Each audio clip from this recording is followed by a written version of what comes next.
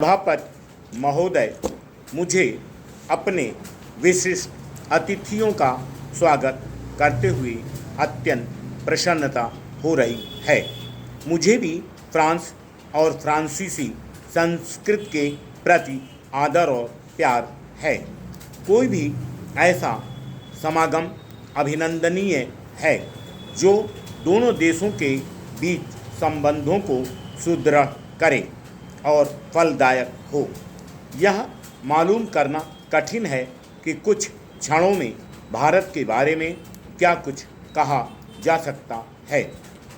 मैं समझती हूँ कि आप सब जानते ही हैं कि भारत अनेक जटिलताओं और विरोधाभासों वाला देश है।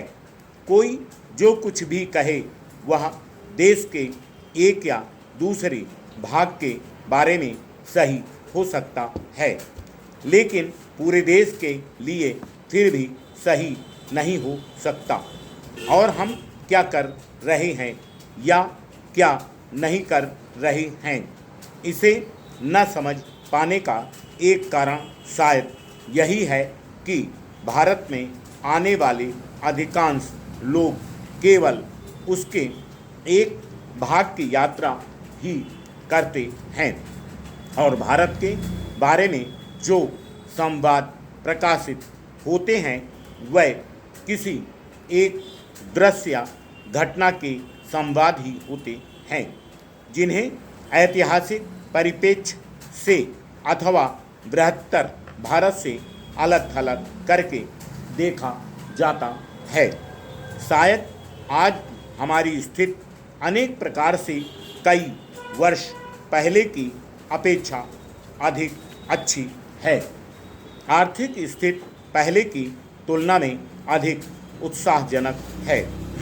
हमारी कृषि की उपज उल्लेखनीय रही है और प्रायः प्रत्येक दिशा में प्रगति के चिन्ह दृष्टिगोचर हो रहे हैं।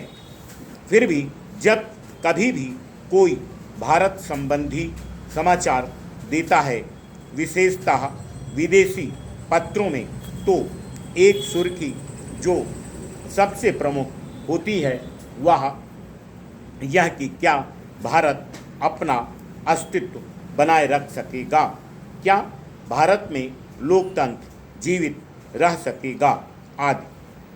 कुछ समय पूर्व एक अमेरिकी स्तंभ लेखक ने लिखा था, विश्व के सभी देशों में भारत ही एक ऐसा देश है जिसके बारे में ऐसा प्रश्न लगातार उठाया जाता है।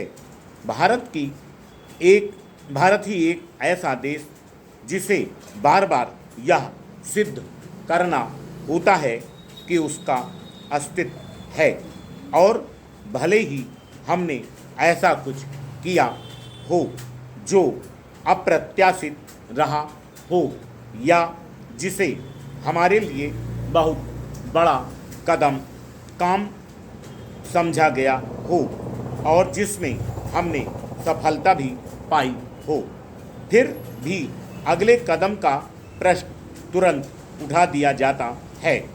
मुझे अपने पिताजी से अनेक सद्वस्तुएं विरासत में मिली हैं।